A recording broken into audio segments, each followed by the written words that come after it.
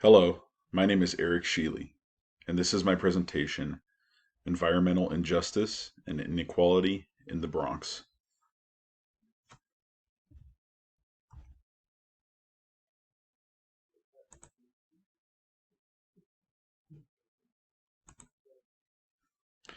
The Bronx is a borough of New York City. It is home to Yankee Stadium and the world's largest metropolitan zoo. It is also one of the most diverse boroughs of New York City, with the largest population being of Hispanic origin.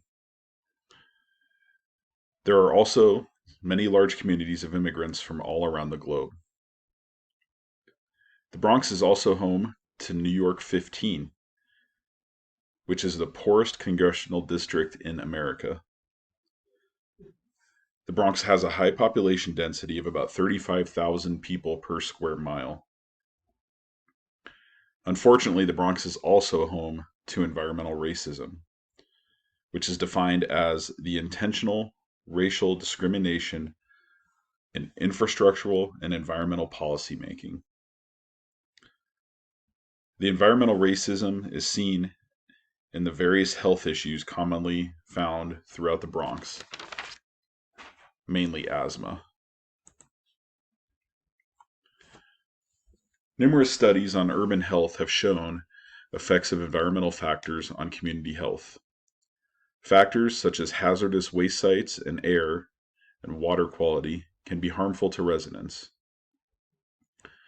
These factors have been affecting the Bronx for many decades. The South Bronx is nicknamed Asthma Alley. The asthma rates here are 8 to 12 times higher than the national average, and the asthma hospitalization rate is 700% higher than that of New York State. In some areas of the Bronx, it is estimated that 20% of children are suffering from asthma. And the city has the highest number ever recorded of children between the ages of 0 and 12 years old with asthma. Not only do the residents have to deal with asthma, but the Bronx has become a hotspot for COVID-19 infections. According to CHA, the Bronx is the epicenter for coronavirus and environmental injustice. The reason for this is because of the high rates of air pollution and corresponding asthma rates are compounding factors that make the residents of the Bronx more susceptible to COVID. The Bronx is considered one of the unhealthiest counties in the New York State. But why is this? The Bronx has a disproportionate pollution problem. The start of all this can be traced back to an urban planner named Robert Moses. Moses designed and built the Cross Bronx Expressway, which was completed in 1972. This led to other major roadways encircling the Bronx. The residents are forced to live in and around and under a constant haze of transportation pollution.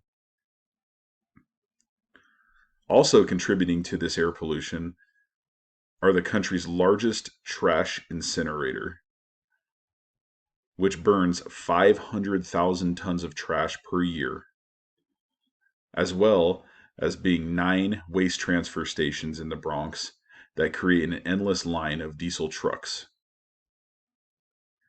The Bronx is also home to 7 Superfund sites which contribute to toxins in the environment.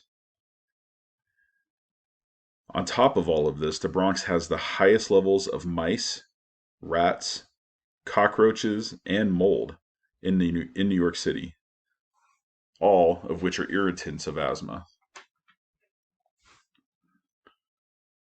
A study conducted by NYU in 2006 found a direct correlation between air pollution in the Bronx and high asthma rates. The company Fresh Direct recently built its headquarters in the Bronx, which will bring another 1,000 truck trips per day to the borough. One of the key recommendations by the NYU study was to curb pollution from truck exhaust. This could be achieved with clean energy trucking, but this has been slow to catch on.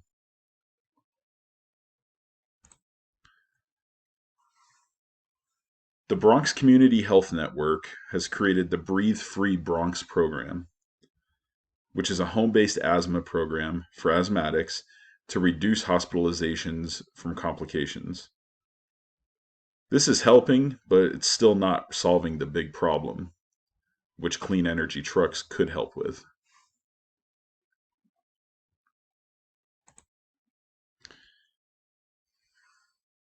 Community organizations like South Bronx Unite, Bronx River Alliance, Green Bronx Machine, and others are pressuring the government and corporations to help with the pollution problem. They're doing this through socially responsible investment. South Bronx Unite has been the main player, which has fought Fresh Direct and hopefully will make a difference in the green energy trucking that they are hoping for. When looking at approaches to help with this situation, the 3 E's can be implemented. Environment. Through pollution prevention, they can use clean energy trucking, which will lead to a better economy. Because if people are healthy, they can work at the facilities, which will improve the overall economy in the Bronx, which leads to equity. By taking the proper steps, the corporations and government can help create a more equitable city that will have better lives for the people as well as better health. Hopefully, organizations like this can implement strategies like the 3 E's, and the Bronx will be able to breathe again. Thank you.